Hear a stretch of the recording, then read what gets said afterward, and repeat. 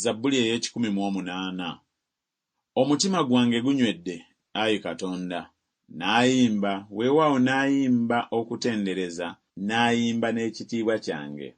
Muzuukuke, mmwe amadinda n'ennanga. Nze naakeera nnyo okuzuukuka. Naakwebazanga ggwe, Ayi Mukama, mu mawanga, era naayimbanga okukutendereza mu bantu. Kubanga okusaasira kwo kungi kusinga eggulu, n'amazima go gatuuka mu ggulu. Ogulumizibwe, Ayi Katonda, okusinga eggulu, n'ekitiibwa ky'okusinga ensi zonna. Muganzi w'alyoka awone, olokole n'omukono gwo ogwa ddyo otuddemu. Katonda yayogera mu butukuvu bwe nti, ndijaguza, ndisala mu Sekemu era ndigabaagaba ekiwonvu ekya Sukkosi. Gireyaadi wange, Manase wange, Efulayimu naye yakuuma omutwe gwange.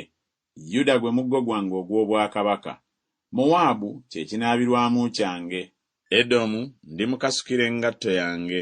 Ndyogera waggulu ku Firisutiya. Ani alinnyingiza mu kibuga eky'amaanyi? Ani eyandeeta mu Edomu?